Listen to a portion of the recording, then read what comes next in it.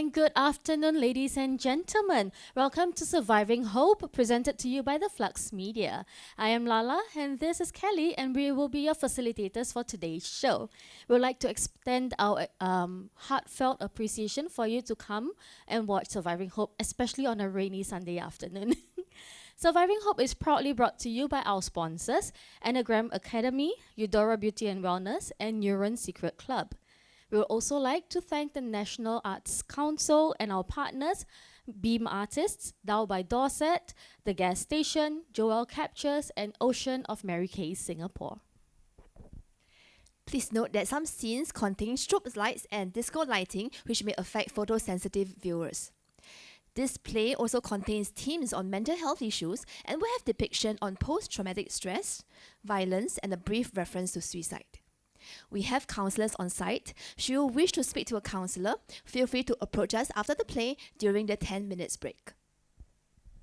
Following the 10-minute intermission, there will be a 15-minute post-show dialogue, so do feel free to join us for that. Without further ado, this is Surviving Hope.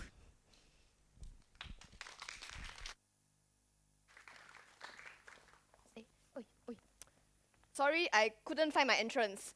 Hello and good afternoon. How's everyone feeling today? Yay! Okay. A bit, but okay. We'll get there.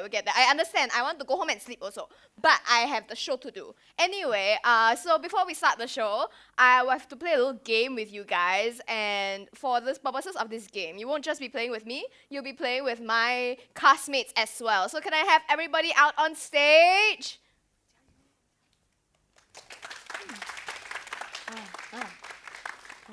Excuse me. Sorry, I finding friend. Okay. Alright, so no. Alright, so I am number 1, 2, 3, 4, 4, 5. One more time. I am number 1, 2, 3, 4, 5. Okay, alright.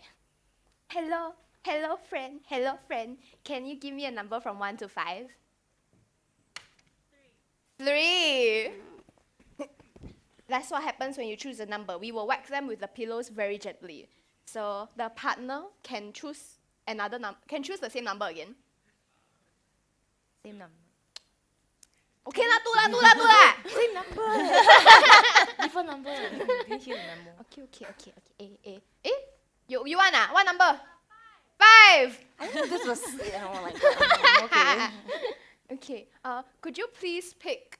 Oh, actually, sorry. Before we go on, we have a special number 6 today, specially for you guys because this is one of our final shows. So if you want to sabotage somebody in particular, must say 6. Something special will happen. I promise you. Okay. So could I have? Well, who do you think looks really fake? That Barbie is jealous. Who do you think?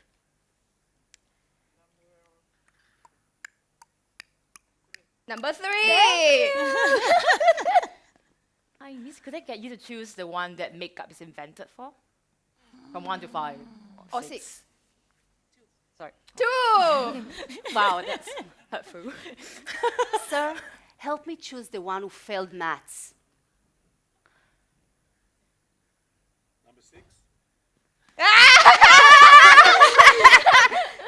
Too far. Okay, got it, thanks. Ma'am, over there with the tiara. Can you please the one that looks like the largest land mammal? 4. Hi, you at the back, right at the corner, with a nice jacket. Hi, okay, can you choose the one who doesn't belong? 5. Okay. Can you choose the one who's a failure? If you don't give me a number, I will whack someone. Do you want me to choose for you? 0. 6. Number 6. Lazy. Okay, my turn. The lady, the green over there, yes, that's you. Yeah, yeah, the chopu there. Yeah. Could you choose the one that's going to die a virgin?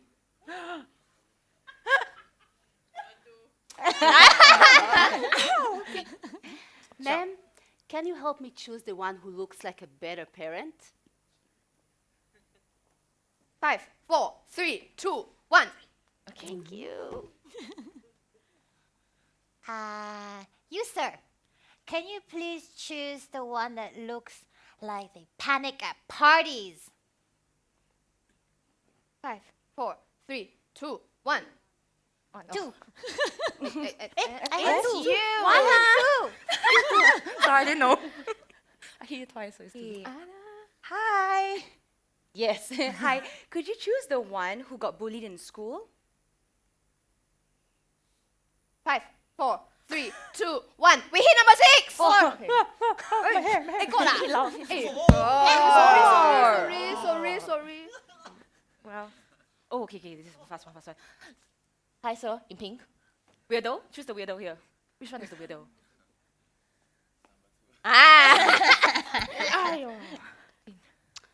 Sir, with the phone here. Hi, we are here. You. Choose the drama queen.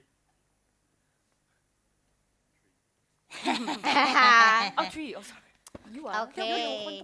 And you, can you please help me choose the crazy one? Obviously 4. It's not a bad thing. Okay. Up to interpretation. Hi. Could you help me choose the one who overreacts? You. Yeah. Maybe you should hear.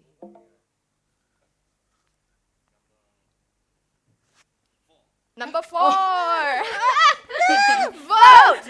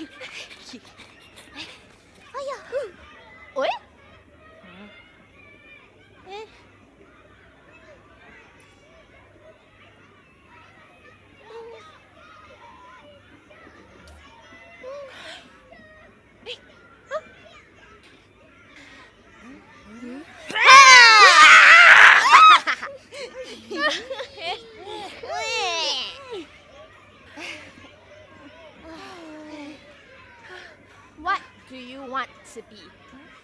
I want to fly. Like Superman? No, like one of those sci-fi jets that shoot lasers. Like No. I want to be an elephant. what? A flying elephant? What kind of a dream is that? Oh, an elephant? But it looks more like a flat platypus now. Oh, look at it closer. Okay. So, what kind of flying elephant do you want to be? I don't want to be a flying elephant. I want to be A pilot. I want to be a pilot. I like it better when it's laser shot. No, I want to be more of Superman, flying plus laser eyes. Astronaut. What? I don't see it. It looks like a cake. I want to be an astronaut. Shoo! Shoo! So, what do you really, really want to be? I haven't really thought about it. But I guess if I had to pick, then maybe I'll be... A dog! Where? Quick, look, a dog. It looks like a shoe. Huh? Meow. Yeah. You missed it. So, what do you want to be? Never mind.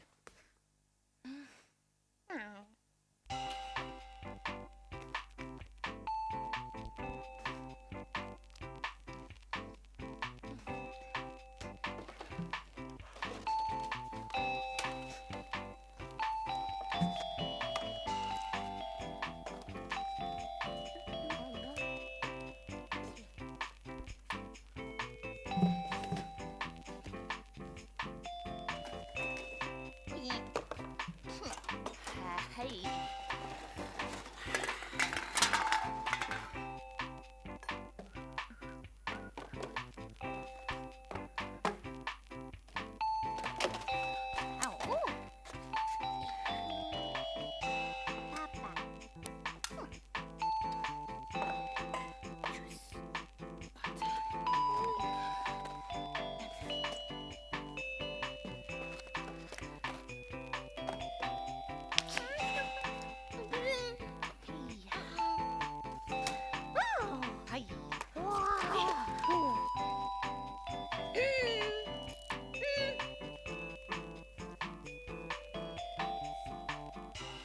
Broccoli and ketchup. Broccoli.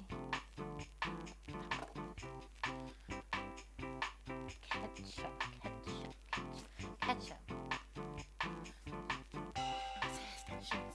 Nose hair extensions. Lion diseases. Ketchup. On toast? Oreos. In orange juice? Development cookie. A reverse mohawk. A weak leg. Ice cream dipped in fries. Peanut butter.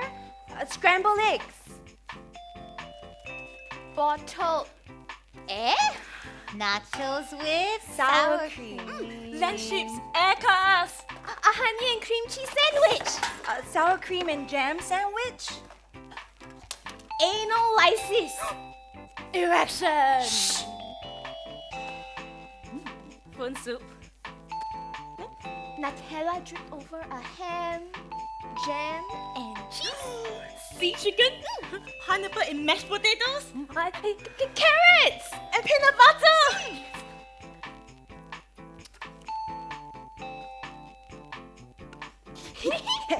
Chocolate chip cookies. Eating a bag of potato chips. Fried chicken. Marshmallows. My turn. Nasi biryani. A whole tub of cookie dough ice cream. A box of Ferrero Rocher all to myself. The whole chili crab. Cheese rings. Licking the cheese after. Sucking all the goodness out of the tulang. Pancakes. waffles.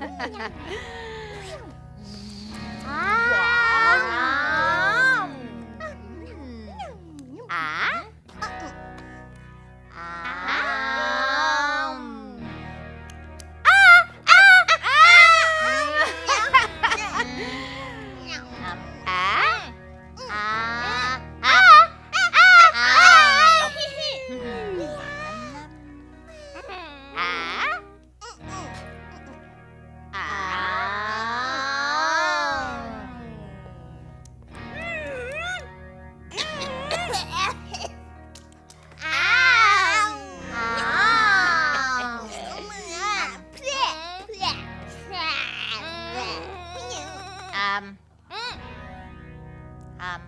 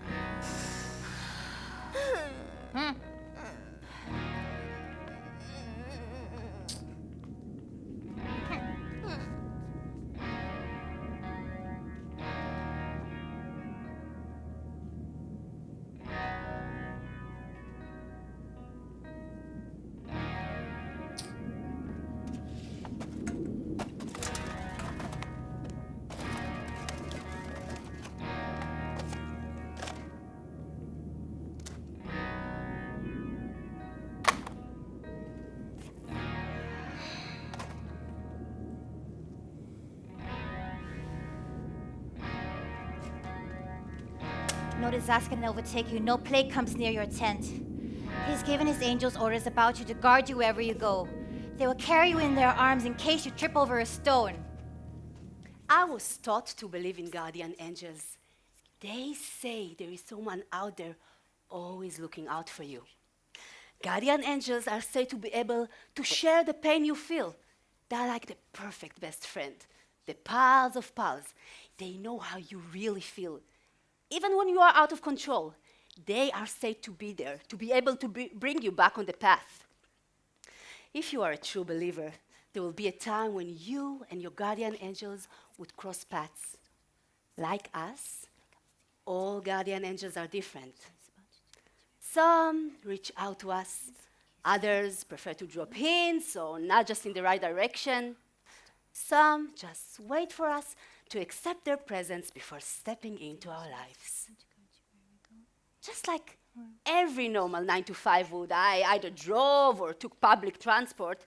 Sometimes I would travel with my dad, but I had later start time and end time hours after he did, so I was often traveling alone. There was this cute guy I used to see around the office sometimes. He was slightly older than me and always be wearing the same outfit. He had messy hair, was small in stature, and kind of scrawny. He always looked down at the ground as he walked. I never talked to him until this one day as I was trying to get some dinner back home. He was right behind me in the line. There were a lot of people around, so I was comfortable enough having small talk with him about the lousy parking area near the office. Turned out, he was parked on the street outside the parking lot too. So we walked together all the way to my car, exchanging names and blah, blah, blah. When we got to my car, he actually tried to lean in to kiss me. I pulled back and stuck out my hand to shake his while saying, "Nice to meet you."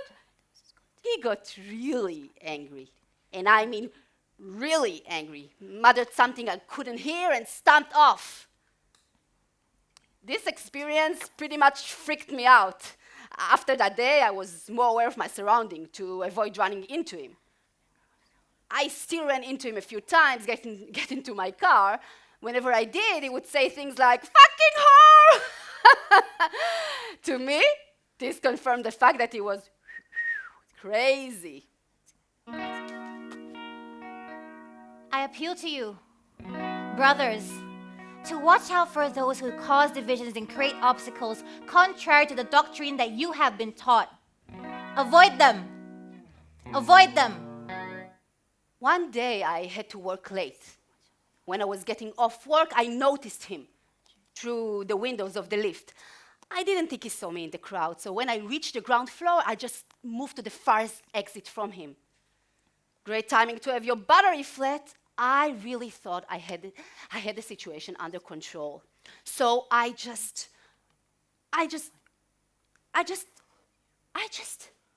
did I do?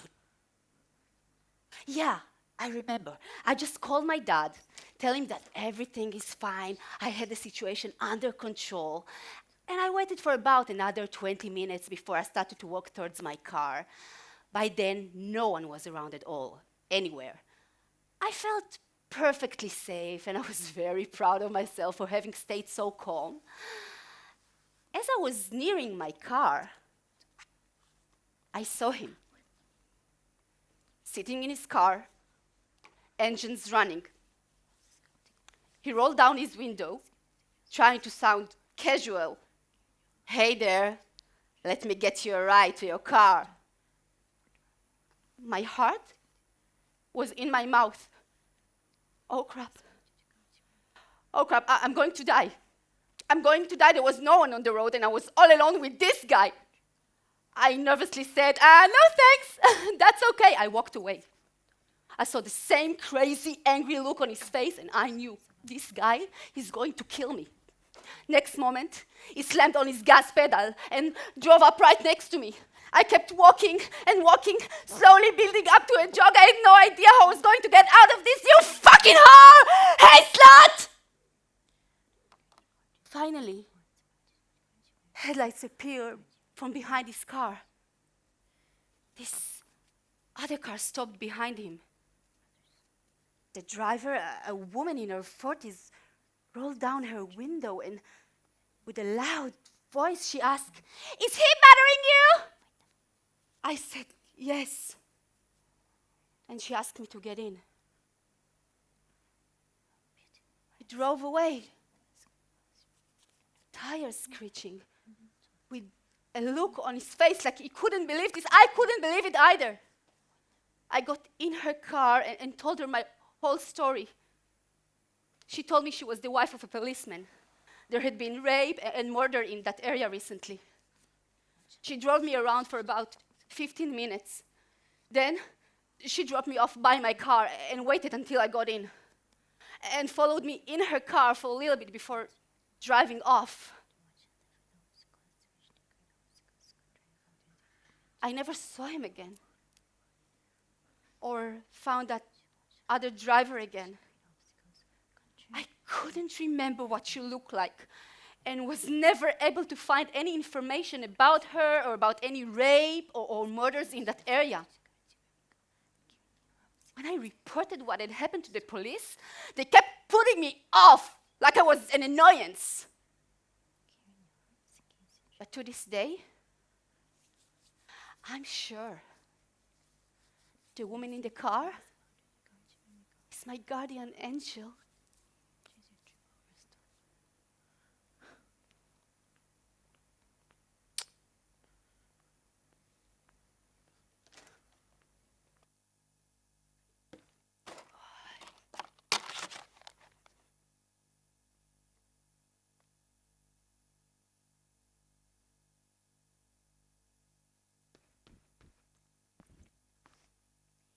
Once upon a time, Hansel and Gretel's mom died. Hansel and Gretel were really sad, but their father, the woodcutter, decided to marry a new person. But she wasn't very nice to Hansel and Gretel. Actually, she was quite mean to them. So every day, she would ask Hansel and Gretel to go out to the forest and get food. Hansel and Gretel would take their little stones and pebbles and bring it with them on their journey because they needed it to find their way back home. So as they walked, they would drop all the little pebbles and stones. But the woodcutter's new wife really didn't like them. So she told the woodcutter, "We need to get rid of the children. There are too many mouths to feed. We are poor." The woodcutter said, "Okay." So the evil stepmother came up with a plan. She thought about it and she said, "The next time the children go out into the forest to get food, I will follow them and I will steal all their little stones and pebbles so that they get lost and they can't find their way home." Hansel and Gretel heard the plan and they were really, really sad. And they were really, really scared. But Hansel was the smart one, so he stole a piece of bread and stuffed it in his pocket. So the next time they went out, they dropped their little stones and pebbles and they sprinkled little crumbs along the way. The evil stepmother followed them and took all the stones and pebbles from the ground.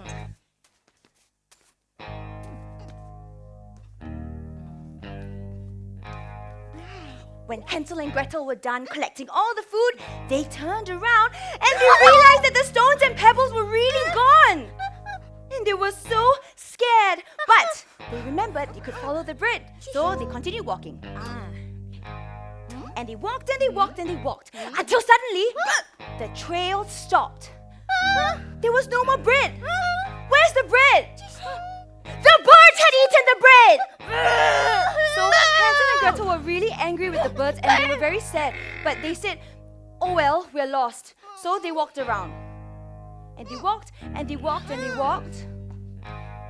When suddenly, from the distance, they saw a really interesting house. The house was made of pizza and donuts and soju and ice cream. They were really, really hungry, so they reached out their hand and they were pulled in by the evil witch. And she locked them in the cage. I've got you now, children. The evil witch really liked to eat children, but she was also blind, so she couldn't see the children. So in order to feel them, she had to stick her hand in and touch them to see how fat they were because she wanted to eat fat children. But every day, Hansel would give her a chicken bone instead of his finger to trick her because he was the smart one. So every day, she would give them food to get them really, really fat. And every day, Hansel would give her the chicken bone. No, you're too skinny, she said. By the 7th day, she was very impatient and very hungry. So she said, never mind, I'm going to eat you anyway. But Hansel and Gretel had a plan. When the witch opened the cage, they pulled her inside and they locked her in the oven where she burned alive. Hansel and Gretel were so clever. They stole all of the witch's things and they ran out of the house.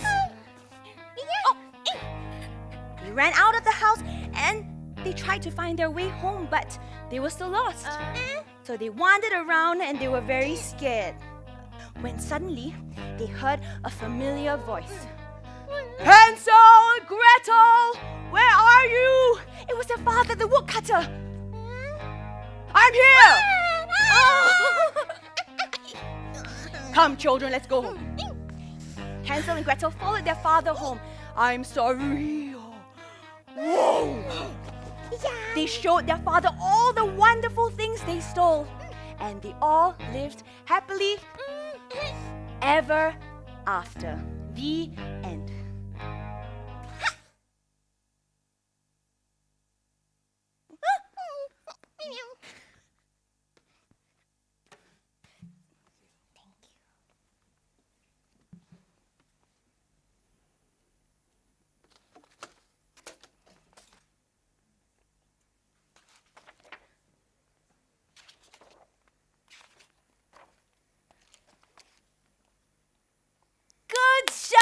Well done. You are doing so well. You are so smart. I'm so proud of you. Mommy's clever girl. Wow, it's beautiful. Good job on your concentration. You can do it. I love the shading. I'm here with you. Great quiet time focus. It's brilliant. I'm so proud of you. You are my champion. Is this Mommy's talented angel? Nice try. Oh my god, it's so beautiful. You are the best. Did you do this all by yourself?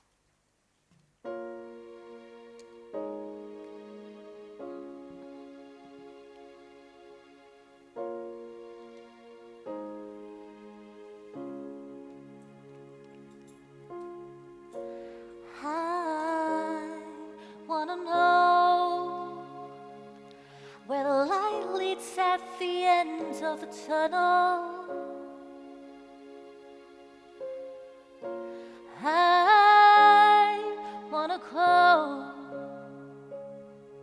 I'm tired and I don't seem to have control.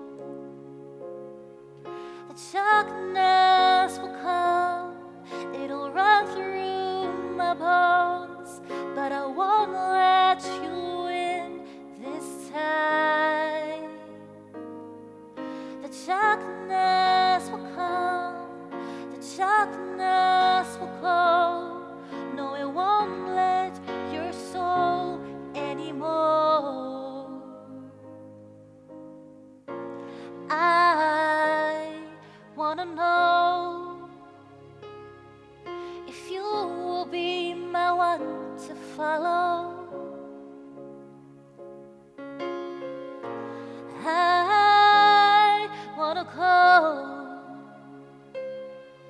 I'm tired and I don't seem to have control. The darkness will come, it'll run through my bones, but I won't let you in this time. The darkness will come, the darkness will come. No, it won't take your soul anymore. There's a hole in my heart, it's ripped and torn apart, but I believe behind every shadow there's a space for the light to reach. The darkness will come, run through my bones, but I won't let you in this time. The darkness will come, the darkness will come. No, I won't let you take my soul. You won't take my soul anymore. There's a space for the light to reach.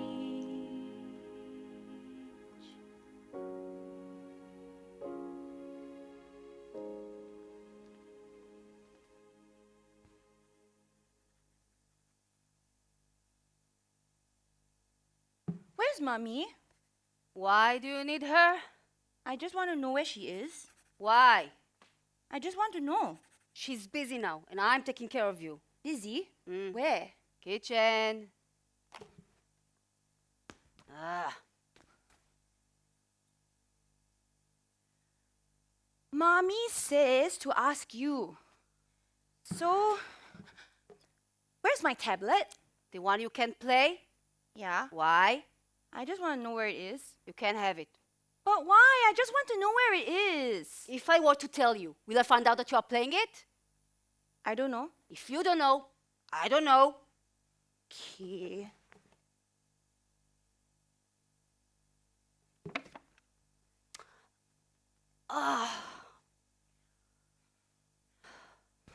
Mommy says she's busy and don't disturb her. So, where's my tablet? You are not having it. But why? I just want to know where it is. My underwear drawer. Eee! Why you put it there? I don't trust you. But I love you. Good. Come back now.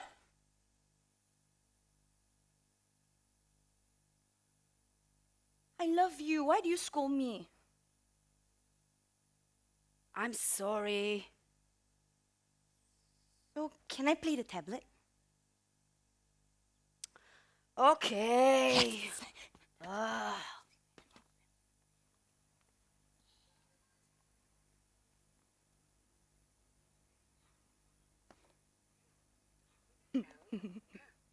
I specifically told you no! Dad said I could. Fine. Fine. Fine. Fine. Fine. A superficial answer we give when someone asks how we are. Fine. A word we choose to describe something we don't want to get into. Fine is what we tell ourselves when we don't want to waste the energy to fix something. Fine is a mask we wear when the idea of sharing feels too much. The way we hide vulnerability. We allow our denial to take over us. I spent years trying to tell myself and everyone I was fine. I worked so hard to hide the wounds until they began to decay. Society tells us that perfection is the only way. Perfection is everywhere. The photoshopped images plastered to our faces. We are expected to have our shit together at all times. We are all programmed. We learn from young. When we whine, cry, criticize or emote, there is an adult around to tell us to stop. and get our shit together. They shut us up. They tell us what we want, need, or believe. The rest is not important. They tell us to be good. Stop complaining. Take it. Don't ask for more. All programmed. Then, when things get tough, we take over where our adults left us, telling ourselves to be grateful for shit and hold ourselves back, because I don't deserve anything more. But I do deserve more. I deserve to have everything I desire. I'm not meant to hide. Negative emotions are not a bad thing. They are powerful teachers and guides. Without frustration, anger, irritation, or sadness, how would we ever find our bliss? Negative emotions help us to know what we don't want. Without that, how would we ever know where to move on with our lives? Without pain, is there pleasure? We hide our emotions for the sake of those around us, pretend everything is fine. I don't want to look weak. I don't want to burden someone else. Or maybe I would rather just stay in denial, where I don't have to deal with this shit.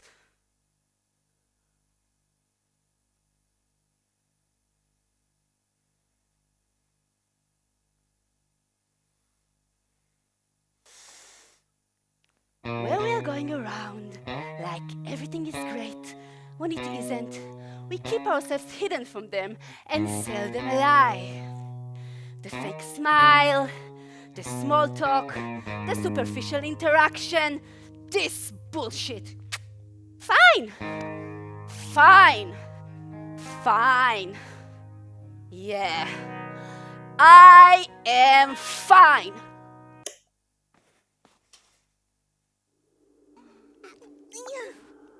Are you ready? I sure am. I don't know if I'm ready for this. What if something happens to us? You're such a scaredy cat. We'll be fine. I don't think it's a good idea. I think we should turn back. Oh, we can go for ice cream instead of being here. But we are already here. Okay, fine, let's go. Let's go.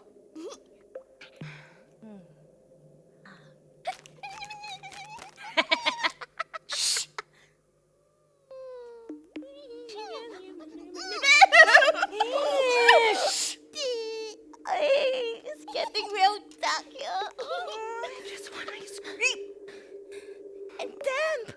Why is it so wet?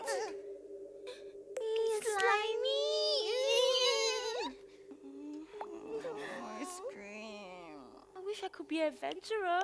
Well, I couldn't. I'm not brave enough. There's no such thing as not brave enough. Well, we could move at our own pace and face one monster at a time. I guess, but I just get scared very easily. Well, what are you afraid of? I'm afraid of getting hurt. That's understandable, but you're not alone. I guess, but it doesn't make it any easier. Don't worry.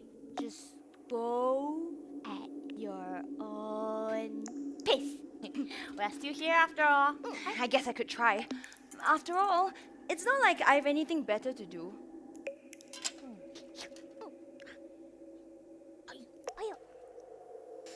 Ready? 1, 2, 3. I heard people go missing in places like this. This is your idea! Okay. I just want ice cream.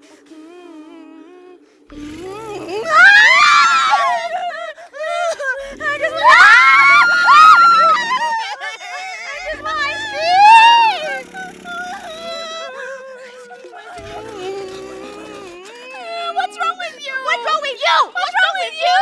What the hell are you singing? Ice cream. I just want ice cream. Maybe we should turn around, huh? No. Do we still have time for ice cream? No, stop it with you and your ice cream. Oh, ice cream doesn't sound so bad now. Excuse me. Oh. Wait, where are you going? Ice cream. Ice cream. Ice cream. Ice cream. Ice cream. Sing. Ice cream. Ice cream. Ice cream. Ice cream. Ice cream. Ice cream. Ice cream. Ice cream. Ice cream. Ice cream. Ice cream. Ice cream.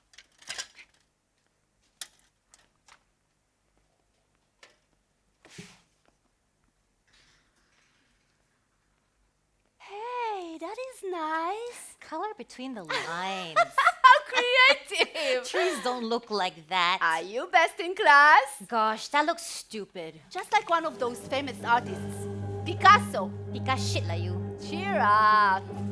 Waste my money only. Try again. If I know I lay an egg, Come on, you can do it. at least an egg I can eat. Yes, you can. You leh? Ooh, let's try that. What's this thing? This is so interesting. This kind of thing better don't show people. Not bad. After this, I'll just throw it away anyway. I love that. Why can't you see? Thank you. So many people are better than you. Oh, this fun is so cute. Do better. You are improving so much.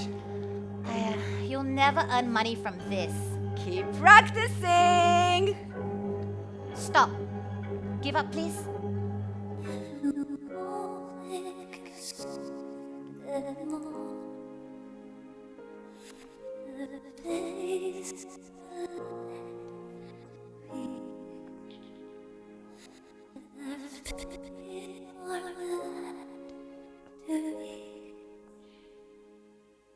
I remember what happened that day. She sat at the driver's seat. No. She never likes driving. He did. He likes to push his chair all the way back He never likes mornings. She adjusted his mirror. to do her makeup. All strapped up and waiting. He. They start fighting. When When are are you you gonna gonna tell tell me? me? Bang! The bang of the fist on the dashboard. Say something. Nothing. He starts driving. So what? What? What? Do you have nothing to say? No, you lost your job. He accelerates. When are you gonna tell me? My friends will help me. They took your money and you failed. No, I didn't. The shop closed down. I have a way. What way? I have no more money. He accelerates. This is not about me. I close my eyes. Don't put this on me. What? You messed up. You screw up first. You. Clenches his Sobbing. fist, Tightly on the wheel. pretending that I'm never here. Pretending like it's not happening. Damn it. Tears start rolling down. From the side of her cheeks. Why do you have to spoil my day? Pretending like it's not happening. Know what? Know what? Know what? You have to know everything? Is this still your home? Pressing my eyelids together. Not now. He shouts back. Closing my eyes Screaming, tight. Getting louder. Pretending like I'm never here. Shoves her. Punching him in the arm. Shouting. Loud. Shouting. Screaming. He- Shouting. Hitting the dashboard. She. Shoves him. He. Crazy bitch. How dare you say that to me? Slap! Crying. Loud. Shoving. Pushing, Shoving. Pretending. Push. Turn. Around. Around. Around. Around. Screaming. Around. Screaming. Around. Screeching. Around. Around. Screeching. Panicking. Screeching. Turn. Ringing.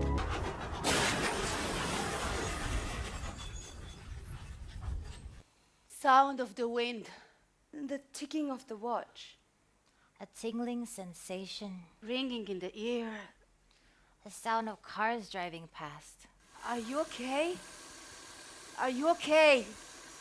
Heavy breathing. Fuck. It fucking hurts! Hey, open your eyes. Where is she? I don't know. Kid? I can't turn! What's going on? Hey! Hey! Answer me! What is going on? I don't know! Well, is she hurt? I don't know! I don't know! Well, check! God damn it! I can't my see head's her! spinning. Do something! Do what? I can't reach. I can't find her. I'm stuck. I can't do anything. Something I can do.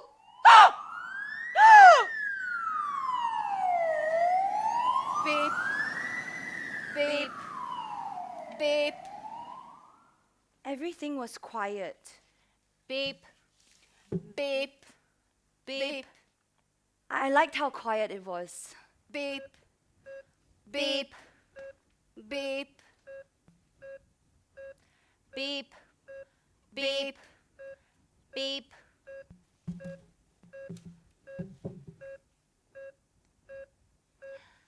Beep.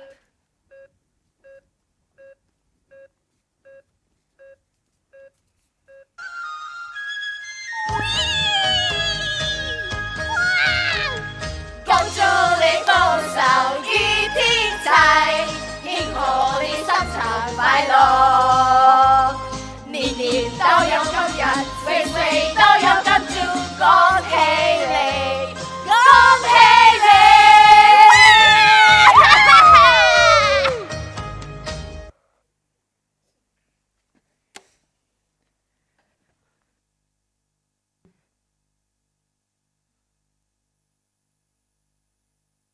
I grow up, I want to be a hero, an adventurer going on some grand adventure, someone who can put a stop to all the terrible things and help save this town.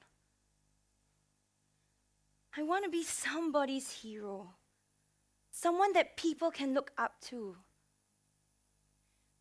But I've always wondered why sometimes adventurers don't come home. I've asked my dad once, and he said it's because they're looking for something that's not there. It's like,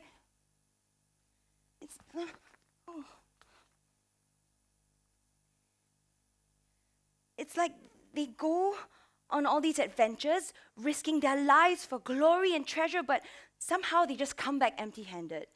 Why go through all the trouble if you're not going to find anything? It just doesn't make any sense. Unless, maybe, they're looking for something else, and that's what makes them special. They're not just looking for anything. They're looking for something that can't be found. The impossible. But I want to find the impossible.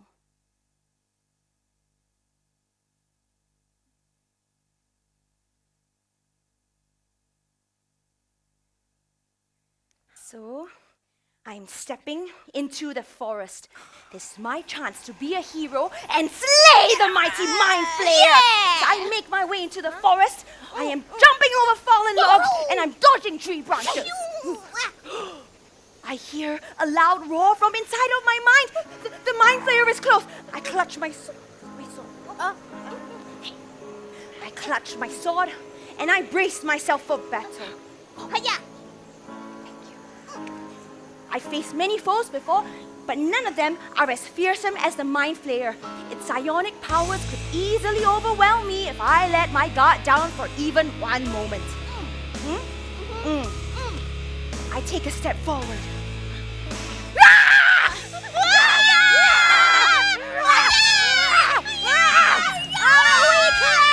The Mind Flayer hisses, its tentacles writhing. We clash! The Mind Flayer battles with my mind, a power struggle as it seeks to influence me. I am determined to do everything I can to keep the monster at bay.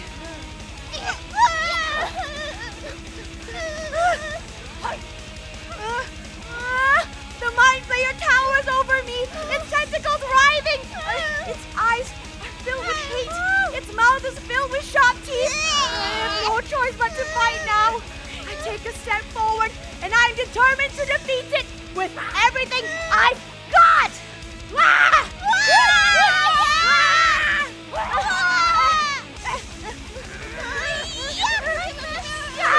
I fight the Mind Flayer for what feels like hours.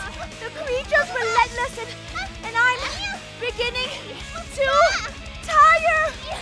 Finally, the creature lands a blow, and I collapse.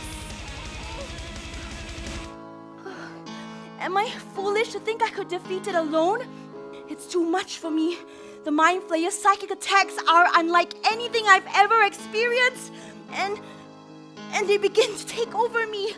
Oh, my mind is filled with visions of my loved ones being tortured and killed. They try to fight back, but it's no use.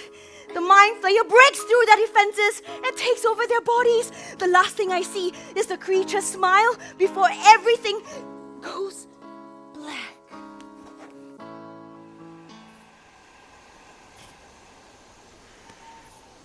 When I wake up, I'm back in the village. The Mind Flayer is gone and I'm surrounded by the bodies of my loved ones.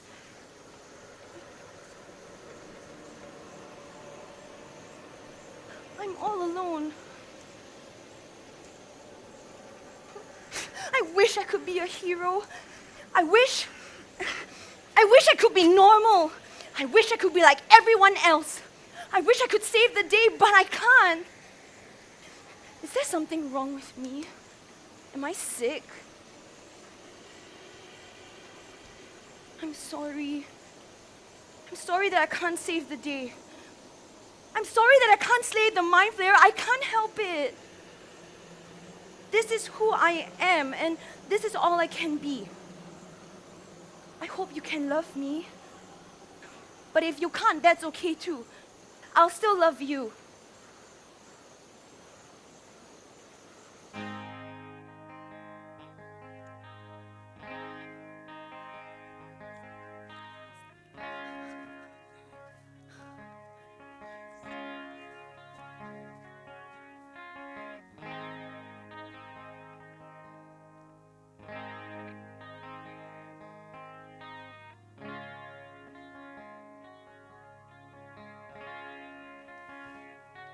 My journey to hell and back began 12 years ago. It was on a dating site. I was a single dad with children. She accepted it. Humpty Dumpty sat on a wall. I met him when he moved in next door. We became friends and we went out. She just broke up with this other guy. She phoned me and I asked her out. Humpty Dumpty had a great fall. He was a rebel. We hooked up and got together. Life was fast and exciting after that. I should have noticed all the red flags. What an idiot I am. All the king's horses and all the king's men. We and the other guys went drinking one day. His ex arrived and he kissed her. Whenever anything went wrong, I was to blame. She took every chance to belittle me. Couldn't put Humpty together again. I was upset, so I walked off and sat in the car. He came screaming my name, so I locked the door. Then he started throwing chairs and banging at the window. She would call me names and embarrass me in public. A little Bo Peep has lost her sheep and doesn't know where to find them.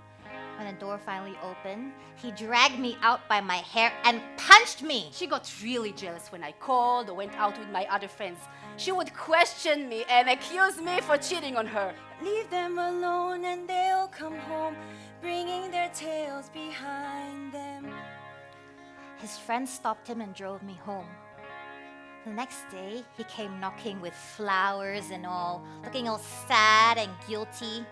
He swore it would never happen again. I believed him. After she became very controlling, she didn't allow me to talk with my friends freely and would throw and break things if I did.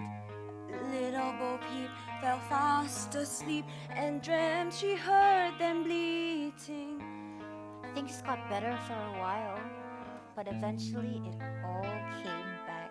When angry, she would hit me with things, but never on the face. I thought I deserved it because I was a bad husband. She would force me to have sex to be a good husband for her. Leave them alone and they'll come home, bringing their tails behind them. Over the years, I ran away several times, but I came back each and every time he made his promises and even threats against me. I came back home from work late once and she attacked me.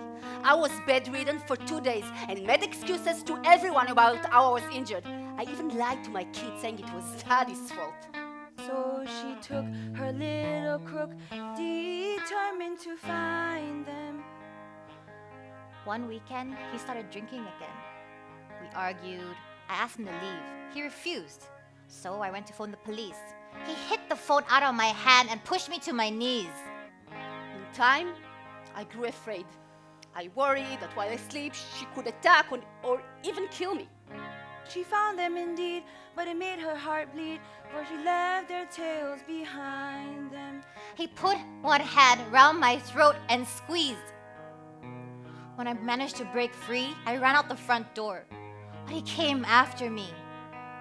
Then he pushed me to the ground and started punching and kicking me. My eldest son, 10, asked me, "What are you doing to make her behave that way?" Rock-a-bye, baby, on a treetop.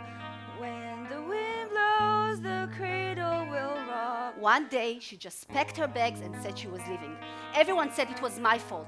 I thought he was going to kill me. I never told anyone what really happened. This man After that all said I this would be time, his wife. despite the fact that I had lost my Karang job Guni man said and he all of phoned my the close police, so friends, he I fled. still have my Same children. Karang Guni I man, finally his son brought them brought me to the for holidays hospital, and I where I finally finally managed made a to be the police father report. they deserve.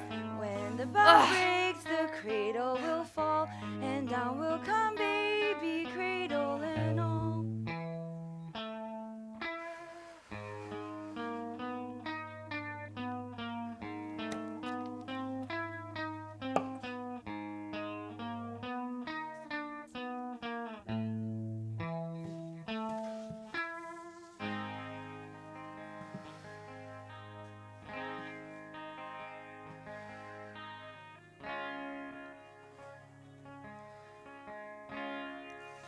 I am so tired!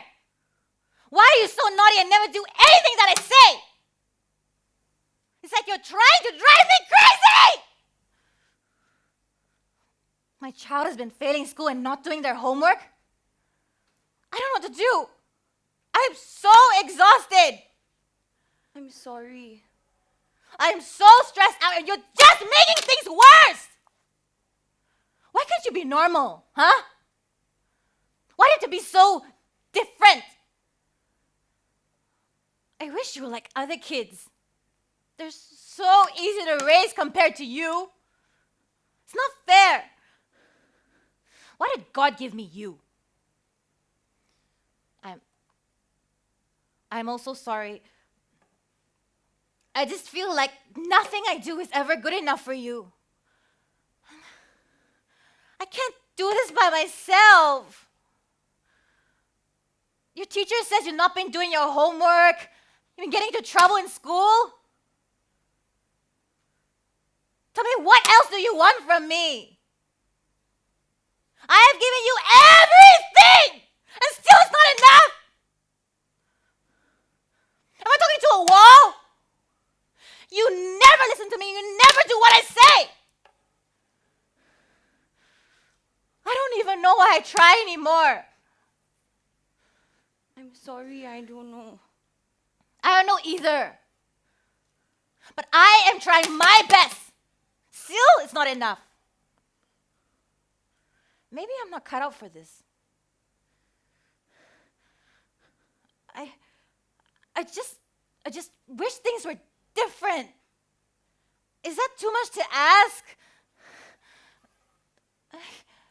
I'm sorry, I don't know what to do. We have to do something. I'll talk to your father.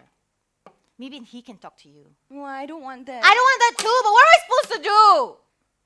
Please tell me. Can you help me?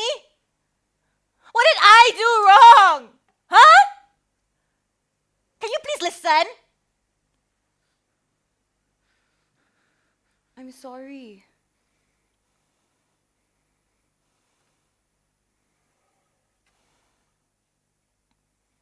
Mom, I'm sorry. Why? Why are you like this? Huh? What did I do wrong? Why are things like this? I'm sorry, Mom, I don't know. I don't know either. But we have to try. Okay, we try. We're all tired. Go wash up. Let's have dinner. Okay.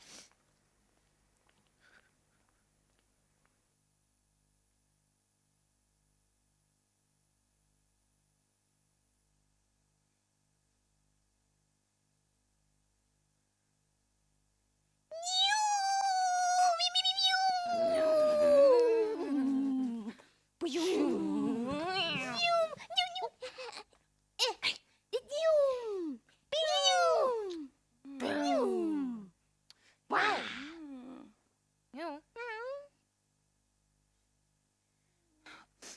What do you think clouds feel like? Water. Clouds are made of water. Water doesn't float. But clouds do. No, clouds are like cotton candy, sponges in the sky that suck nightmares. Then it rains. Like ice cream. No. Water. Clouds are made of water. Water doesn't float. But clouds do. I like them better when they were nightmare-sucking cotton candies.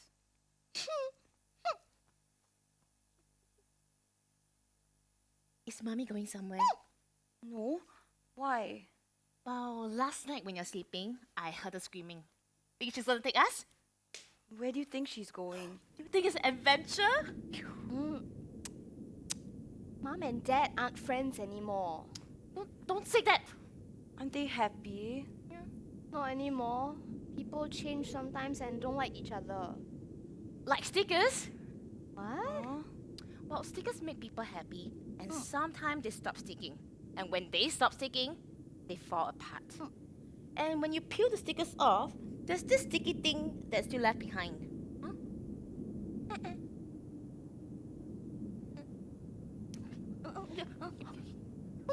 I wonder how flying feels like! Yeah, with the wind in your face. Like a bird! Oh, then they will shoot that cotton candies. It is going to be water. Cotton candy. Water. But how do we fly? Those candy makes us happy. Like the ones at home. Yeah, they took all the pain away. But how do birds learn how to fly? Well, the baby birds fall off their nest and then they flap their wings. That makes sense. I wish that I could fly up in the sky. But if we fall, do you think we'll fly? I don't know. I'm going to fly away. But I might hurt along the way. You might be out of sight, but we're going to be alright. Don't be scared. We'll be right here with you. But when do you think we'll be free? When they look into the sky, they will know that we're out there flying. I'm flying away. It's not goodbye. But I'll see you again soon.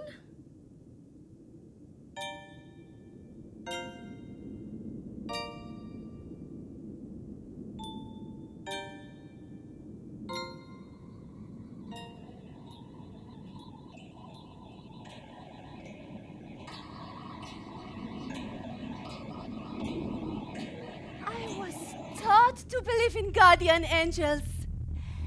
They say there is someone out there always looking out for you. Guardian angels are said to be able to feel and share the pain you feel. They're like the perfect best friend.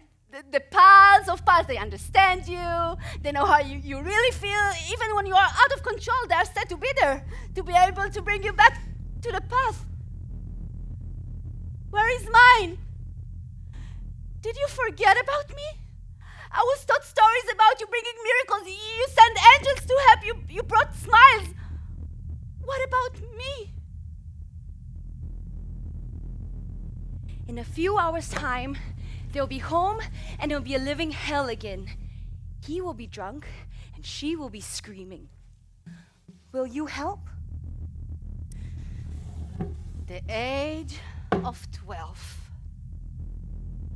The taste of blood, with head pains, and that's normal. We should be smiling, playing, and laughing. They should be caring.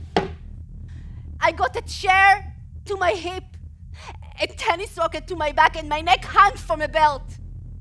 But who is there with me? There are so many things I want to say. All these strange feelings are running in my head. Is there something wrong with me?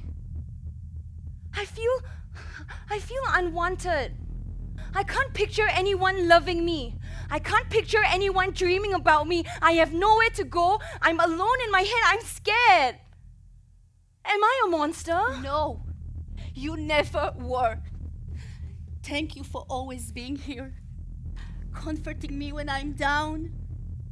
You were always there, like a big brother, my best friend. People say you are a bad influence, but the truth is, you have always been there, protecting me in the darkest of nights. Nobody knows us and what we have gone through. You always listen to my nagging and my woes. You are the one who sang me a lullaby when I was a child.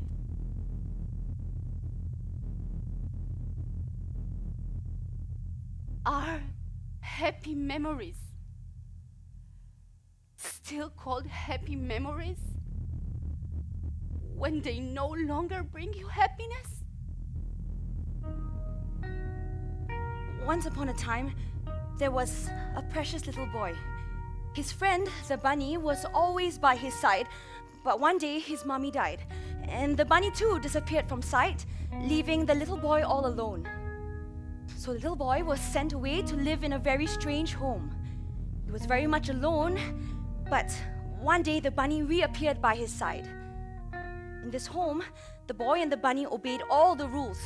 For in this strange home, the rule was absolute, as was the word of the countess. Countess didn't like the boy very much. The boy obeyed the rules, but the countess didn't like him. He obeyed the rules, but they punished him still. They obeyed the rules, but they punished him again and again and again, and still the boy remained faithful to the rule. The countess found all of this very dull. So she issued a rule for the final time.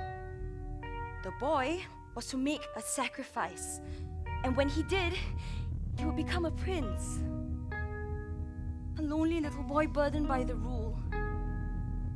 So the boy took his memories, put them in a box, and locked them away forever and ever. I'm sorry. I'm sorry for what I've put you through. I never loved you enough. I'm sorry, my heart can't stop hurting you. No matter how much I regret it, I can't help it. I can't stop the pain. But I hope you don't hate me.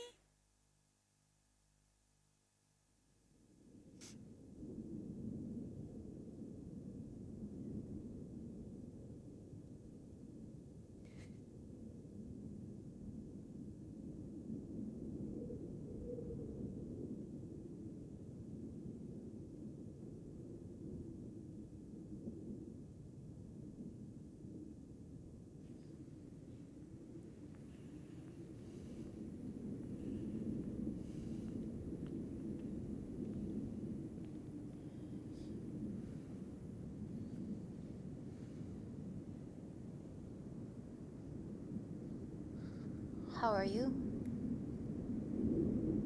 Good. Good. Yes, I'm fine. Yeah, I remember those fireflies. Those fireflies are beautiful. Fireflies remind me of how I feel sometimes.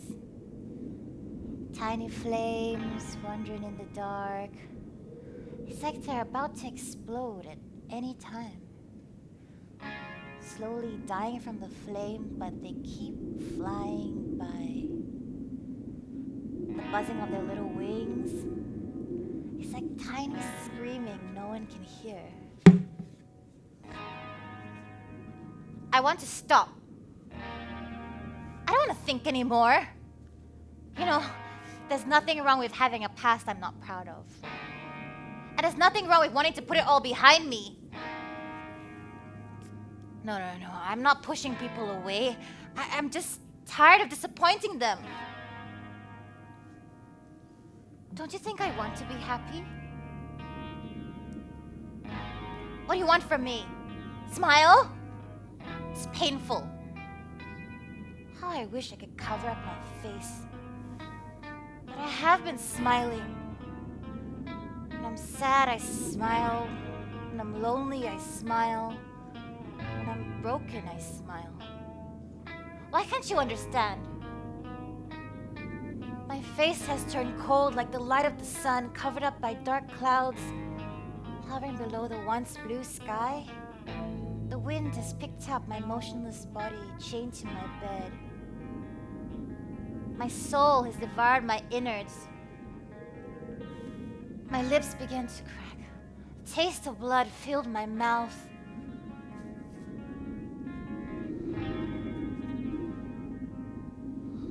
Old wounds open up, adding to the new. I hear the clanking of metal and the clashing with every step they take towards me. My head struggled to escape, but my body has given up hope. All around me was nothing but a tornado of discord and brutality. A taste of bitter rust, choked the air.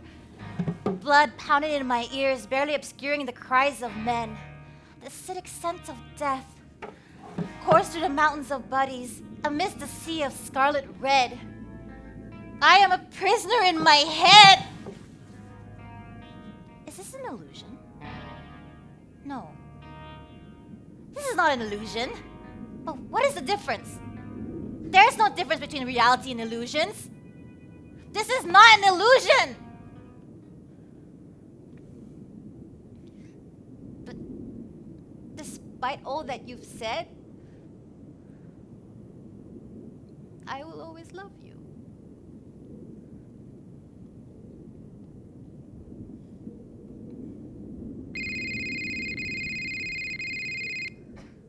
Hi.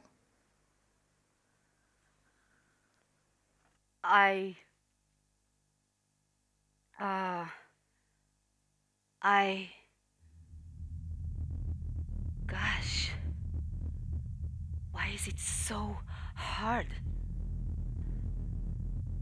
So many things that I want to say. So many thoughts are running through my mind. Is there something wrong with me? I'm scared. I have rehearsed this 1,000 times in my head. Why is it so hard? Oh my God! I'm tired. I'm tired. I am always tired. I'm not just scared. I constantly feel like I think I'm having.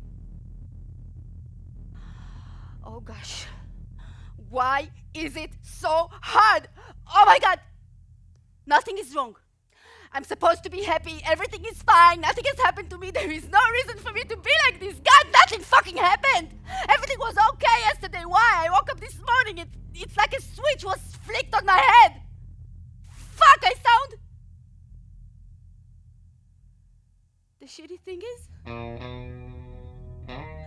I know what it is. I've been here before.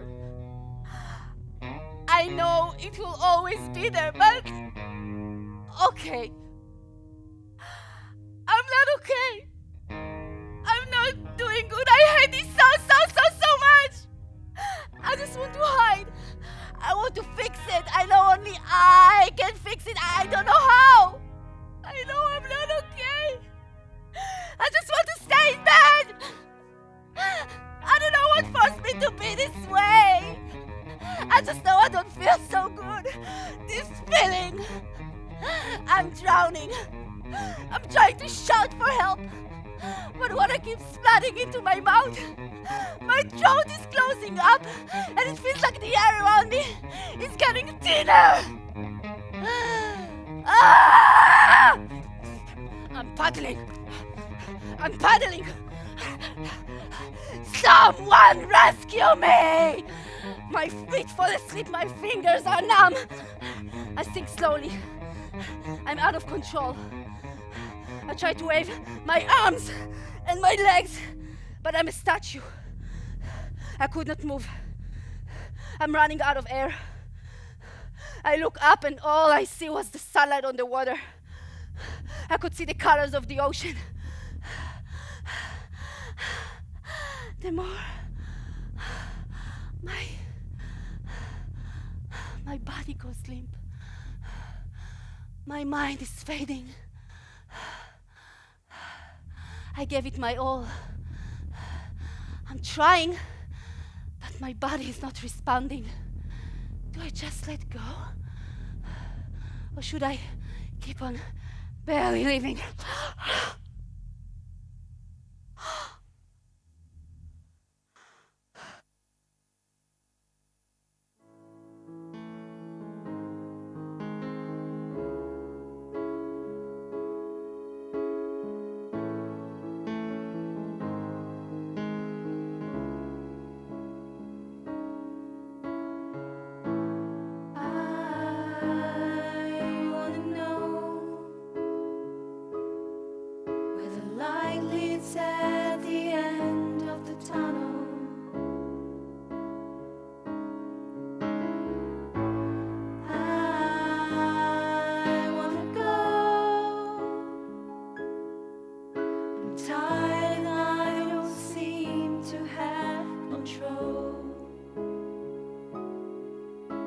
darkness will come, it will run through my bones, but I won't let you win this time.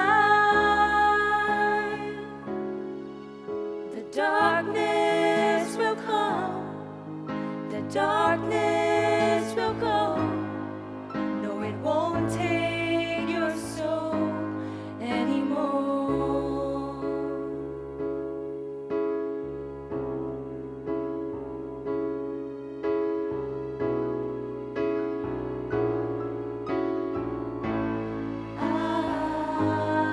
I wanna know if you will be my one to follow.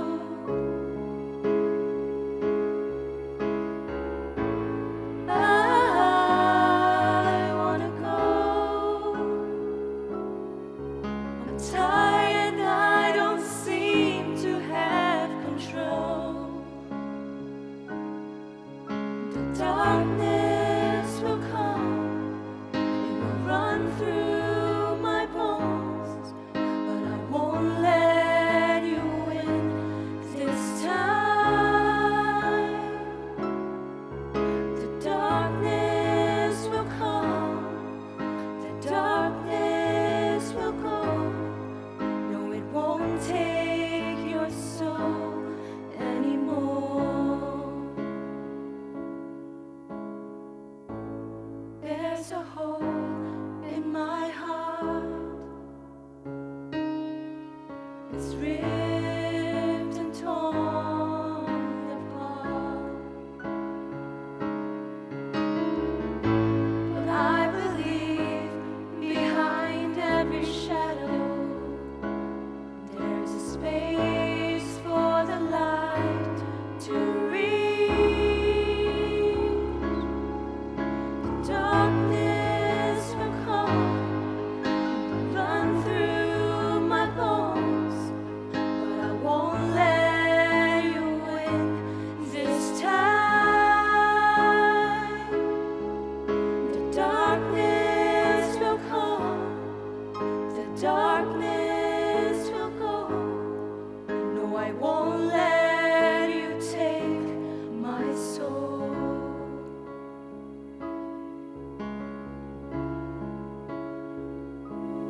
No, you won't take my soul anymore.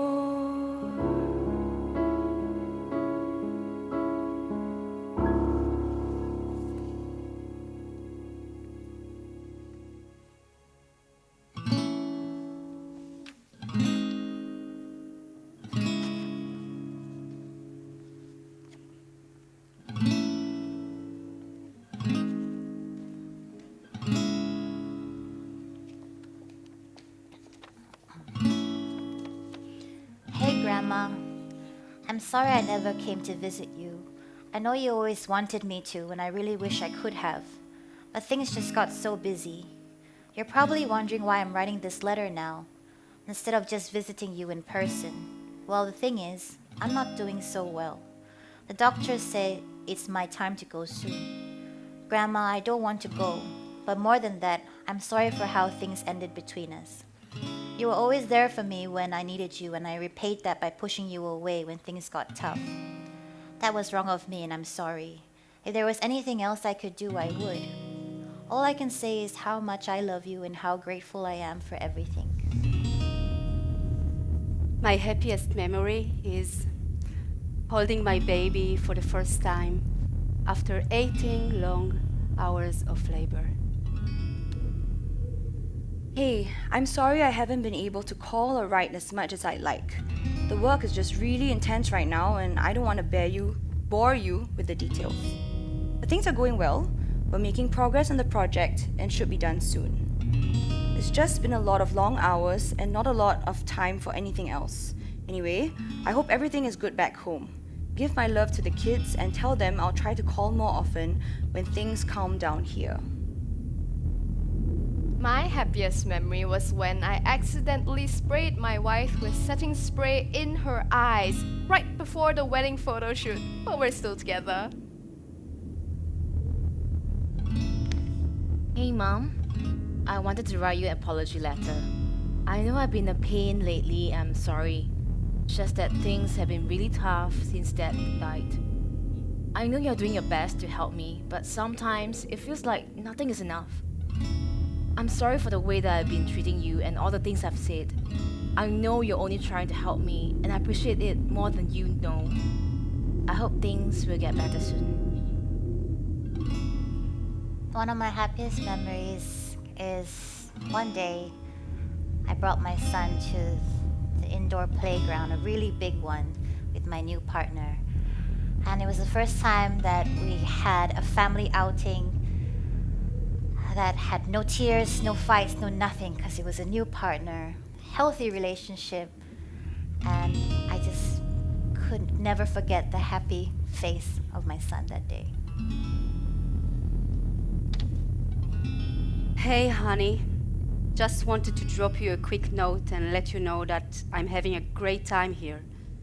The people are friendly, the scenery is beautiful, and I'm really enjoying myself. I hope everything is going well at home. Give my love to the kids. Love, your husband.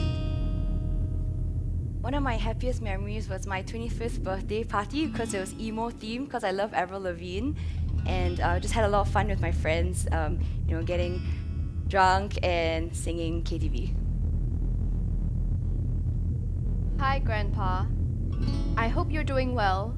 I miss you a lot, but I know that you're probably busy with your new job and all. I'm just writing to let you know that I love you and to tell you about my day. Today was pretty good. I woke up early and played with my dog for a while. Then Mom made breakfast and we ate together before she had to go to work. After we left, I did some homework, then watched some TV. In the afternoon, my friends came over and we played games until it got dark outside. Overall, it was a pretty normal day, but I still enjoyed myself. I think the best part of today was when I was playing with my dog. He's been really playful lately and it always makes me laugh.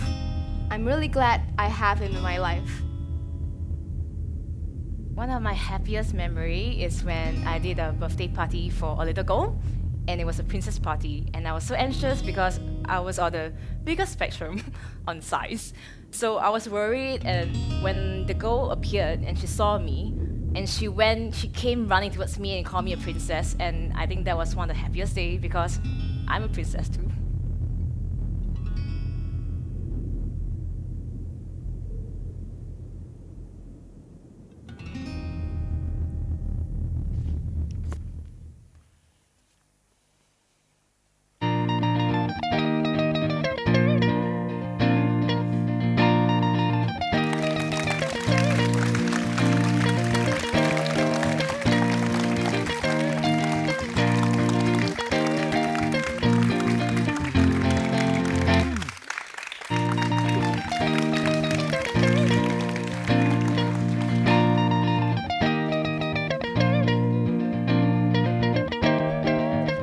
There will now be a 10-minute intermission.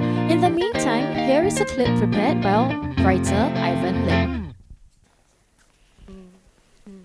Hello everyone, thank you so much for staying for this post-show dialogue. How are you guys feeling right now? I wanted to. Is it very cold? Yeah, probably should. Yeah, welcome back to the theatre. Yeah. Okay, let's wait for more people to come in. Nice. Okay, before we continue, let me just introduce everybody to you. Starting from that side, we have Risa. Ah, Risa, so popular, yeah? And Miranda. Thank you. We have Adi. Okay. Director Shana. Our lovely songstress Nini. We have our writer Ivan. And James. Our counselor Kelly. And me, I'm Lala. Hi everyone. Yeah, thank you. I have applause. Okay, so I'm sure for the show that you have watched, there are some scenes, some pictures that may be relatable to you. Maybe some things were familiar, some things maybe you have heard about. Just wanted to quickly just talk about two major themes that overarch the entire story. The first one being relationships between people, right, and how they change based on the shared experiences. So for example, in the scenes, we see relationship between parents, and then we see parent and child, we see child and friends, sometimes even shared experiences with your siblings. It could either go anyway, right? So shared relationships between different people, whether you're friends, family, it can either go positive, can either go negative. That's how it is, right? So that's one thing that overarches the entire story. The second theme that we see is the theme about masking, right? When you're in a situation where you're uncomfortable, sometimes you try not to show it and you play it off by either laughing about it, or just, stamping down your own opinions, right?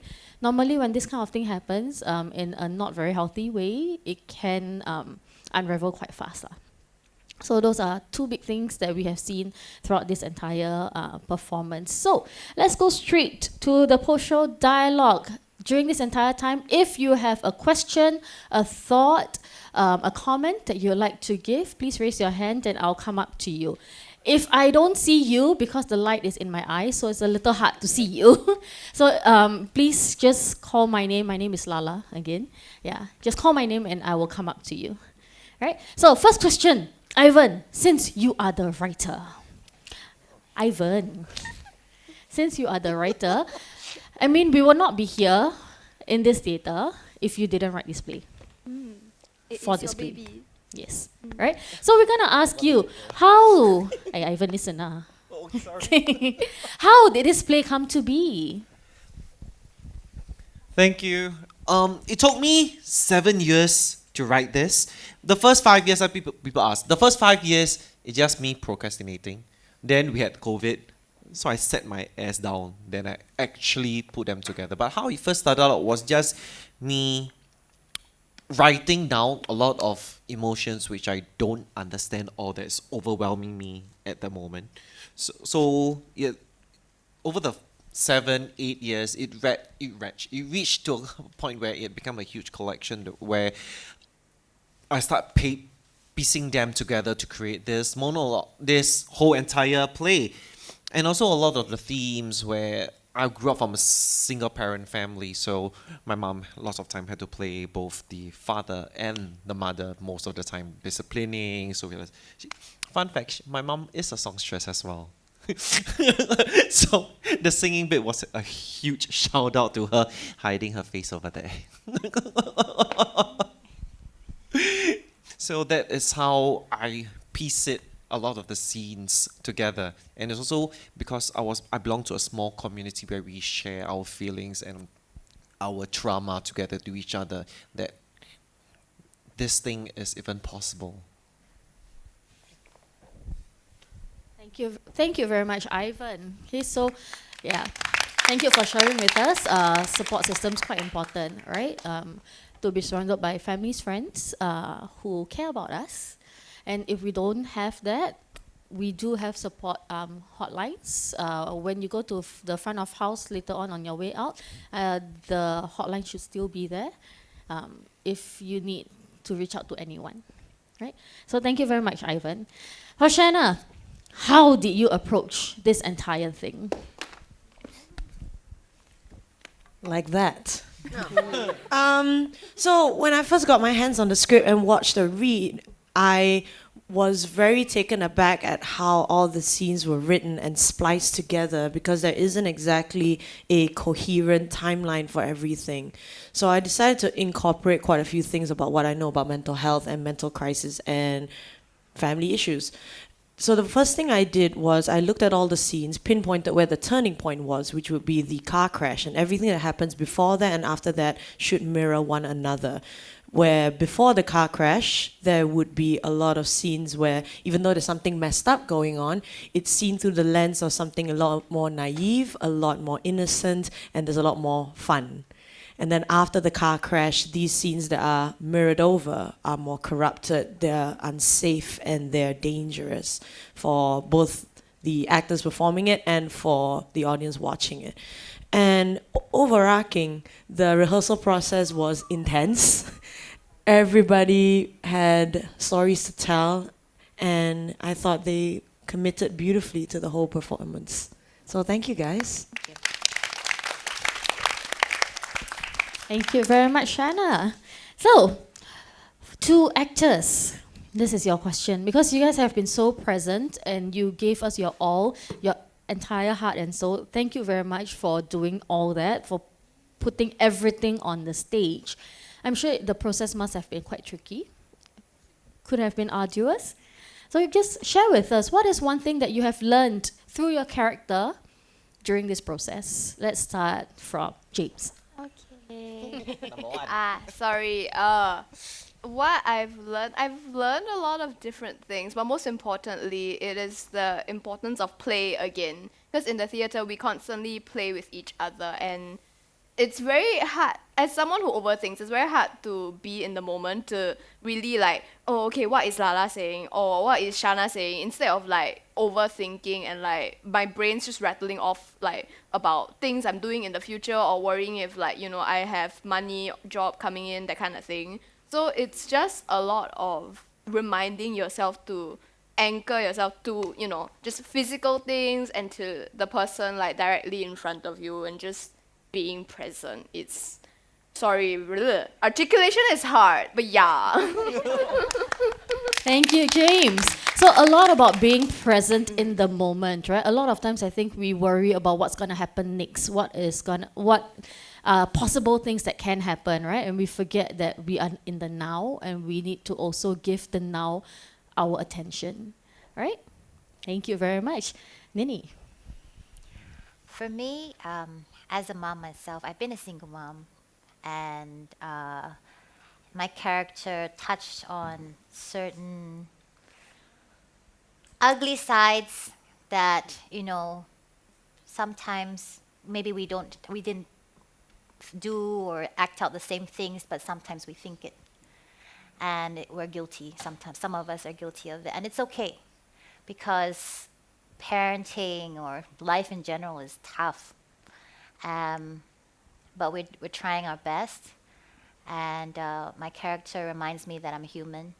And also it reminds me that I have to think about my child as well, because just like myself, you know, if I've been through abuse in my childhood and it's carried on the trauma or the effects in my age right now, which I will not reveal, it's happening to my child as well. So even though he's not reaching out to me and telling me or talking about it to me as much as I would want him to open up, then I have to remind myself that, you know, I need to touch base with him, because he might still be going through the feelings or going through the memories of what happened in the past. So it's important to check in on your kids.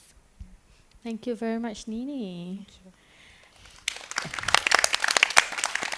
So I guess also, just to build on what Nini has mentioned, I guess ripple effects are something that will happen. And most of the time, if we can catch ourselves before it can happen, that would be great. But as she said, we are all humans at the end of the day. Sometimes we have blind spots that we are not able to catch this pretty fast. And when that happens, then, you know, I think it is great if we can sit, reflect, and then see how we can prepare ourselves for the next time if it were to happen. Yeah? Thank you very much. Adi. Hi, everyone. I will continue what Nini said because I'm a mother too. So it made me wonder about the complex relationship between parents and children and their children and so on, how each generation actually influences the other generation, the next one, and with or without intention, we are passes on our fears, our demons, our hurts to the next generation. And as much as we want to avoid it, we can't really completely avoid it as parents. And I can tell you from my personal experience as a mother during COVID, which caught all of us off guard, I was stuck at home with 2 children, that one of them is on the autistic spectrum. So the level of stress was super high, and it's a situation that I never needed to deal with. And as a woman that never suffered from any mental issues, it was the first time that I was on the brink of depression. And I was lucky enough to have support around me, family and friends. So I think it's very important to be surrounded with this support, with people around us that can take care of us when needed. And don't be ashamed to reach out for help if you need one. Thank you very much, Adi. Thank you. Miranda. Hi. My character, for me, it's I can finally play my age. So I can be a kid again. So I think it's important to remind ourselves as adults that we can ask questions all the time. And it's okay to ask questions. It might be annoying, but it's okay to be a kid again, because we're always searching for how to be an adult as an adult. But how do you become a kid again? This is something we don't remember. I think we need to find time to find the joy and happiness in being a kid again. Yeah. So I think that reminds me to be being in the present, also having fun as well. So be the kid again. Yeah. All right, thank you very much, Miranda. Yeah, finding not say appropriate times, but finding ways to have fun also, despite your age or in spite of your age. Yeah, I mean, age is just a number, right? And maybe some, when your number is higher, maybe the body cannot keep up with the fun that you want to have. But I'm sure that we can find fun in more ways than one. There's a way. Yes, there we go. Thank you very much, Miranda. And Risa. Hi, everyone. I think for me, it made me reflect on the impact of generational trauma on children. Playing this character, and I guess at this age as well, pushing 30. But, it kind of is something that I've been talking to my friends about a lot.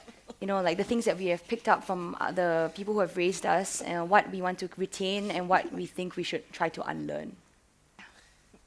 Thank you very much, Risa.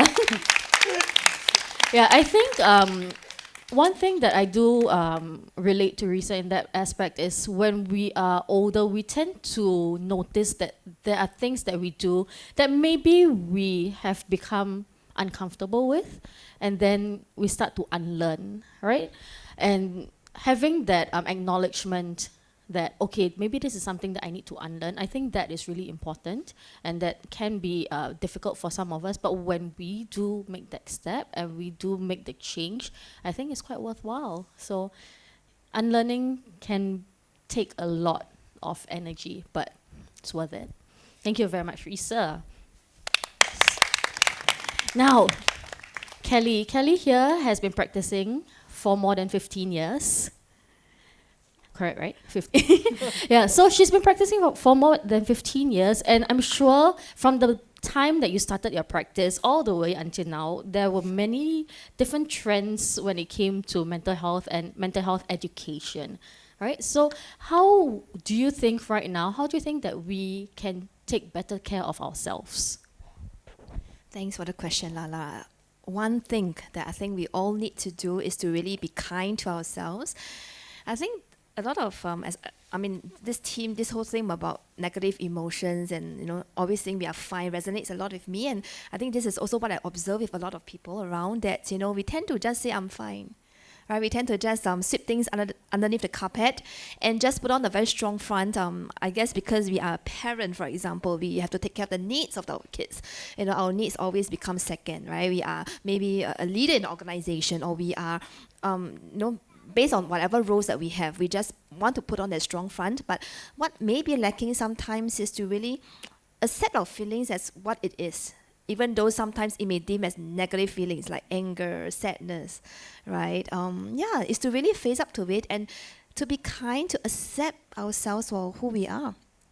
Yeah, and the other thing I also thought I want to bring up, because a lot of times we planned, our calendars are all busy. Am I right to say that? Yes? Yeah, our calendars are all busy with appointments, with a lot of different things. But what's really lacking is that, do we really plan self-care or well-being into our calendar itself?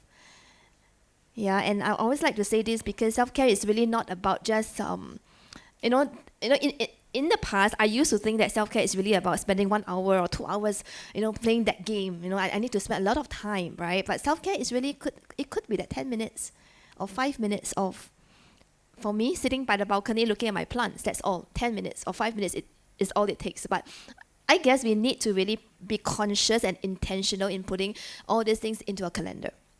Yep. So that's my 2 things. Thank you very much, Kelly. So earlier on, I had a conversation with Risa, and Risa was telling me about her self-care ritual. Risa, would you like to share with us what it is? I thought it was really interesting.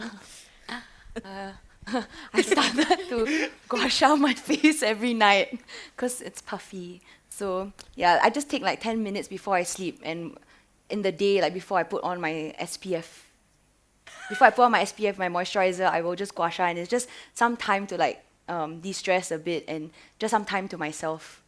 Yeah, so I really enjoyed doing that, and I kind of after hearing Kelly say this like a couple nights back, it's something that I've really kept with me and reminded myself to do, even though I'm tired at the end of the day.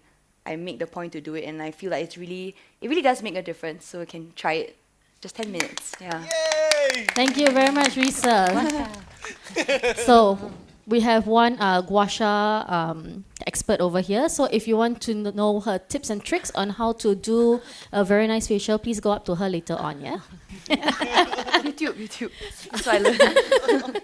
All right, thank you, Risa. One more thing for actors, right? Actors, we've talked a lot already these past few days. You guys are tired, yes. What is one thing that you would like the audience to take away from this entire performance? What's one thing only, yeah? One thing. What's one thing you would like the audience to take away from this entire performance? We start with Risa. Okay, lor. Never mind. She's ready. The 10-minute self-care, the importance of 10 minutes of self-care. Like just try to find the time maybe before you sleep. Instead of using your phone and engaging with other people, you can engage with yourself. That was more than one word, but sure. Thank you. Sorry, 10. Yeah, 10. Sorry. My brain is like... a bit- Okay, Miranda, go. Candy. Take candy. Candy, okay. So more candy or less candy? 6 sweets, one word. Okay. One word candy. So one thing. Joy. Okay, thank Finding you. joy. Right, Adi. I think I will go with be kinder to each other and compassion. And at the end of the day, we don't know what's the other person's story is. So just be kind. Thank you very much, Adi. Nini. Me? Yeah. I think it's very important to have a support system, even if it's one person or it's a few people. It's really not shameful to need to have someone else to talk to, and you don't, not emotional dump, of course, but at least someone, a male or female, not to be ashamed that you need this person to discuss or even check in on certain thoughts you have, so that there's someone that is witness of your existence, also what's going on in your life. Thank you, Nini. For that one, actually, for me personally, I do have a bit of anxiety before, like when I want to rant to people, right? So because for me, I don't want to give them negative energy. So before I do it, I always ask, do you have the emotional capacity right now to listen to something that I'm gonna say that might have negative emotions? Is that okay? So I find that when I ask people this, it sets expectations also on both parties, and then at the same time, whenever they feel like, okay, this is getting too much, we can always stop. Yeah, so maybe that's something that you guys might want to take a look at also. But thank you very much, Nini. One last thing, just to bounce off Lala's point. But not just prefacing to your partners or to people before you trauma dump or emotional dump. It's also building the vocabulary between each other, like learning to acknowledge, oh, why am I feeling this way? Oh, this feeling has this name. What can I do about it? So it's a lot of learning and establishing the language between each other and making it more common. Yeah. Thank you very much, James. Okay, so let me just bring the conversation back to you guys, our audience members. Are there any questions, any thoughts, any comments? Okay, I'm coming to you. Thank you, thank you. I have. Oh, okay. My name is Nicole. I have two questions actually. So the first is, and I don't know who to direct these questions to. So the first is, what was the intended? What was the intention, or why did you want to open with that game? And the second question is, how was the devising process like? As in, how did you decide who would play what role? Yeah. What was considered in the roles? Yeah. Thank you very much. How we casting? How we cast? Right, so to answer your question about the opening game, I think I will leave that to Ivan. But I would just like to ask about your question. Do you mean how did I cast people, or how did I figure who goes for what role? Like after I've casted? Both. So you want to know about the casting process? I see. Okay. Not the usual question, but all right. Got it. So the casting process was pretty standard. We put out the audition call. People showed up. They danced around, did some silly things, said some silly words, and I picked who said the silly words best. And then they all came here, and I was just like, yeah, dad, mom, child. Okay, done. So that's how we do it. Now, if you want to know how I came about that, when I did my audition process, it was not the usual kind of audition process where you expect, you nod your head. It was not the usual audition process where they come in with a prepared monologue, they perform it, and I tell them to get out. I invited them firstly into a very comfortable space. I think it was comfortable. Was it comfortable? It was. Yeah. Right. There was a comfortable space. And I asked them to actually commit to a theater game that everyone should be familiar with, Spacewalk. So the general game is you walk around the space, interweaving between one another, exploring the entirety of it, and you just roll with whatever the director gives you. For example, I could say, you now need to look for something in the room. It's flying around the ceiling. You follow it, and then it disappears. You're trying to look for it, and it appears again. And it disappears again. It appears again. Chase it. And the thing just went pop. And I want to see how they react without lines, without direction, just their actor and performance instinct. That's how I conducted it. And honestly, everything else after that, where you guys had to read from dialogue scripts and a monologue, I had already made my decision based on that first 5 minutes. Yeah. And then when it came to casting, it was easy to cast both of these because I already had these two planned out. But eeny, meeny, miny, I had to get them to read the script, I think once, and then I gave them the role assignments from there. It's simply... And my filtering process simply goes with who said certain lines closest to my intended direction. So that's the process. Yes. Now, why do we open with a game, Ivan? I think when there are actually several reasons why I open up with a game. Let's go from an actor's point of view. From an actor's point of view, or rather for me myself, I've always, when it comes to main production, I'm always very nervous. And the crowd is usually very cold, sometimes matinee shows. So it's done because A, it's a very good time to warm up the audience so that the audience get to know the actors. And a little fun at the beginning of the show, it's usually okay because people let your guard down a little bit, plus how heavy the context the rest of the show is going to be. Now, B, from a writer's perspective, when I first did the game, it's all about labelings. If you realize, you start off with just casually, hey, so you can sabo your friend, hey, choose her again. So it reaches to a point where you realize it's escalating to the point where you're saying, who is fat, who is more stupid. And every night I was hoping for someone to stop the game. I think only one person has ever stopped Yeah. stop the game. So from a writer's perspective and a social experiment perspective, I was really hoping one of you to stop the scene. So this is why the scene was being included. And when it comes to mental health, it comes back to being labeled like schizophrenia, depression, and all these are huge labels, and they're not even labeled in between the spectrum. So when it comes to mental health, also being slapped with such huge labels, it's very heavy and difficult, especially for me. So I hope this answers your questions in 3 different ways. Thank you very much, Ivan and Shanna. All right, so thank you very much, everybody, for being here. I hope you guys have enjoyed yourself, and I hope that you guys will, maybe you took something away from this. If not, then at least a talking point. Yeah.